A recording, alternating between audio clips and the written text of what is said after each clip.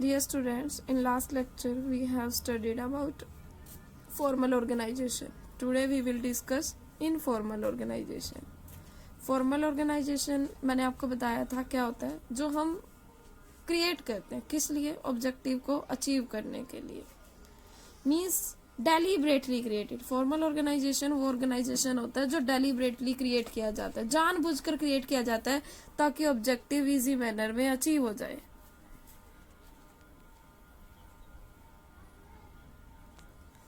Informal organization. An informal organization is that organization which is not deliberately created. Informal organization ऐसा organization है जो जानबूझकर create नहीं किया जाता, but comes into existence due to common interest, taste, mutual relations. but अपने आप ही automatically create हो जाता है mutual relation से. The existence of informal organization is based on formal structure. informal organization की existence किस पे depend करती है? formal पे. because people working at different job positions interact with each other. क्योंकि जो भी people work कर रहे हैं different position में, चाहे वो परचेज डिपार्टमेंट है, सेल में, वो एक दूसरे के इंटरेक्शन में आते हैं और उससे क्या बनता है? Informal structure. और जॉब पोजीशन क्रिएट किस में होती है? फॉर्मल स्ट्रक्चर में. देखो बच्चों, जॉब पोजीशन क्रिएट होती हैं फॉर्मल स्ट्रक्चर में, और जो रिलेशंस बनते हैं वो किस में बनते हैं? इनफॉर्मल स्ट्रक्चर में. So if there is no formal structure, अगर फॉर्मल स्ट्रक्चर ही एग्जिस्ट नहीं करेगा, then there will be no position, कोई जॉब पोजीशन नहीं होगी. And there will be no people working at job position. अगर जॉब पोजीशन नहीं होगी तो पीपल भी वर्क नहीं करेंगे जॉब पोजीशन पे. And so there will be no informal structure, और इनफॉर्मल स्ट्रक्चर भी एग्जिस्ट नहीं करेगा.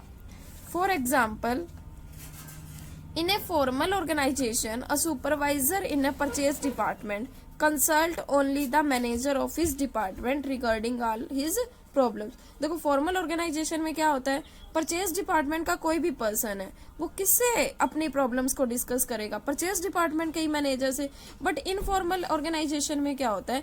किसी भी डिपार्टमेंट का सुपरवाइजर या मैनेजर किसी भी डिपार्टमेंट से कनेक्ट कर सकता है, कम्युनिकेशन कर सकता है. So in short, informal organisation refers to the natural groupings of people in the work situation to meet personal needs. Informal organisation क्या है? जो अपने आप ही ग्रुप बन जाते हैं अपनी पर्सनल नीड्स को सेटिस्फाई करने के लिए. Now features of informal organisation. First feature is it is not deliberately created. जैसे कि मैंने आपको पहले ही बताया कि इनफॉर्मल ऑर्गेनाइजेशन को मैनेजमेंट क्रिएट नहीं करता, इसमें अथॉरिटी रिस्पॉन्सिबिलिटी वेल डिफाइंड नहीं होती. ये कैसे क्रिएट होता है? म्यूचुअल रिलेशन से. So informal organisation structure gets created automatically without any deliberately efforts of manager. Manager कुछ भी एफर्ट नहीं लगाता, अपने आप ही क्रिएट हो जाता है automatically. Next is independent channel of communication. हमने पहले फॉर्मल ऑर्गेनाइजेशन में किया था, स्केलर चैन फॉलो होती है, जैसे टॉप से बॉटम कम्युनिकेशन होता है या फिर बॉटम से टॉप कम्युनिकेशन होता है. लेकिन इन फॉर्मल ऑर्गेनाइजेशन में कम्युनिकेशन का कोई डेफिनेट पाथ नहीं होता. किसी भी लोवेस्ट रैंक का पर्सन है, वो अपर लेवल के, हायर लेवल के पर्सन से बात कर सकता है. मीन्स कोई भी पर्सन किसी भी डायरेक्शन में कम्युनिकेशन कर सकता है. इसके लिए उसे कोई भी डेफिनेट पाथ या स्केलर चैन को फॉलो नहीं करना पड़ता. Next, it is personal. In formal organisation we have studied that personal feelings are ignored. Formal organisation में हमने पढ़ा था कि पर्सनल फीलिंग्स को इग्नोर किया जाता है. फॉर्मल ऑर्गेनाइजेशन क्या होता है? Personal. But formal organisation, informal organisation में क्या होता है? Feelings of individual are kept in mind. Individuals की फीलिंग्स को ध्यान में रखा जाता है. And nothing is imposed upon them. और उन पर कुछ भी इम्पोज नहीं किया जाता, मीन्स उन पर कुछ भी थोपा नहीं जाता कि आपको ये करना ही करना है. Next, based on formal organisation. The existence of informal organization structure depends on the formal organization structure. जैसे कि मैंने आपको पहले ही बताया है कि इनफॉर्मल ऑर्गेनाइजेशन का जो स्ट्रक्चर है वो किस पर डिपेंड करता है? फॉर्मल पे. Because if there will be no formal, अगर फॉर्मल ऑर्गेनाइजेशन स्ट्रक्चर नहीं होगा तो जॉब पोजीशन नहीं होगी. जॉब पोजीशन नहीं होगी तो उन पर पर्सन भी पोस्ट नहीं होंगे तो इनफॉर्मल ऑर्गेनाइजेशन क्रिएट नहीं होगा. So informal organisation structures depends upon the formal structure. Next, it lacks stability. In informal organisation there is generally a lack of stability. हमने फॉर्मल ऑर्गेनाइजेशन पढ़ा था कि वो स्टेबल होता है, लेकिन इनफॉर्मल ऑर्गेनाइजेशन में स्टेबिलिटी की लैक होती है, मीन स्टेबिलिटी नहीं होता. For example, an individual mixes with one group of people today. कई बार यह होता है कि ऑर्गेनाइजेशन में एक इंडिविजुअल ने एक ग्रुप को आज ज्वाइन किया तो अगले दिन वो उस ग्रुप को छोड़ के किसी और ग्रुप में मिक्स हो जाता है, या फिर एक पीपल दो या दो से ज्यादा ग्रुप को ज्वाइन कर लेता है. Advantages of informal organisation. Informal organisation के क्या बेनिफिट हैं? First is fast communication.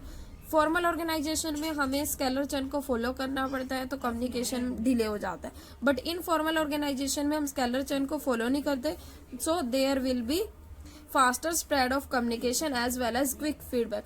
Communication जो इन्फॉर्मेशन है वो जल्दी से पहुंचती है और उसका फीडबैक भी इजीली मिल जाता है. Next, fulfill social needs. Informal organization gives importance to psychological and social needs of employees, which motivate the employees. Informal organization social needs को importance देता है. हमने कहा ना informal organization क्या है, पर्सनल, और फॉर्मल क्या है, इम्पर्सनल. फॉर्मल में पर्सन की फीलिंग को इग्नोर किया जाता है, बट इनफॉर्मल में उनकी पर्सनल नीड्स को इम्पोर्टेंस दी जाती है. अगर पर्सनल नीड्स को इम्पोर्टेंस मिलेगी तो इससे एम्प्लॉयज भी क्या होंगे, मोटिवेट, जिनसे उनकी एफिशिएंसी क्या हो जाएगी, इंक्रीज, और वो बेटर वर्क परफॉर्म करेंगे. Next, fulfils organisational objectives. In the informal organisation the subordinates put their ideas before superiors without any hesitation.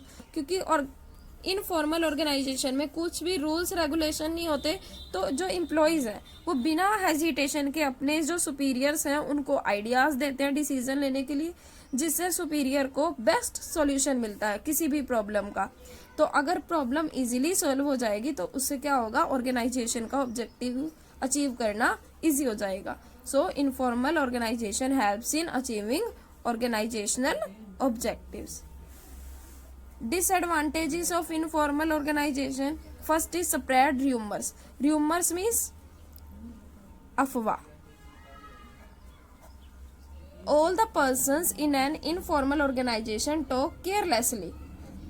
क्योंकि इनफॉर्मल ऑर्गेनाइजेशन में सारे पर्सन जो है आपस में बातचीत करते हैं. कई बार क्या होता है, sometimes a wrong thing is conveyed to other person. कई बार क्या होता है, कुछ गलत चीज दूसरों तक पहुंच जाती है, जिससे क्या होता है, नेगेटिव रिजल्ट मिलते हैं. Next, it resist changes. In informal organisation employees always oppose changes. Means कोई भी एम्प्लॉयज चेंजेस को इजीली एक्सेप्ट नहीं करता. And less stress on old techniques. और ओल्ड टेक्निक्स पर ही बेस्ड रहते हैं. मीन्स न्यू टेक्निक्स को ज्वाइन नहीं करते, वो न्यू टेक्नोलॉजी सीखना नहीं चाहते, सिर्फ ओल्ड टेक्निक पे बेस्ड रहते हैं.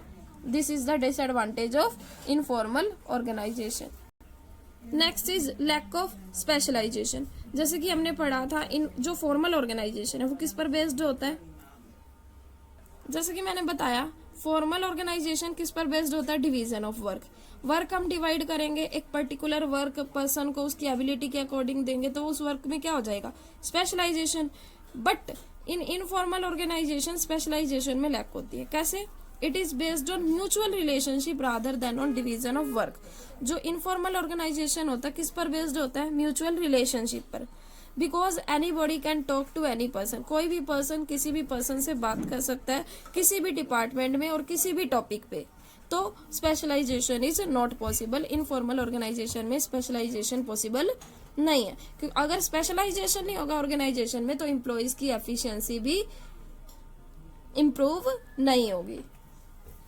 योर्स टुडे होमवर्क इज, जैसे कि हमने आपको डिस्कस किया कि फॉर्मल ऑर्गेनाइजेशन क्या है, इनफॉर्मल ऑर्गेनाइजेशन क्या है. आपका होमवर्क है आपको डिफरेंशिएट करना है किसके बीच में, फॉर्मल एंड इनफॉर्मल ऑर्गेनाइजेशन के बीच में. Thank you.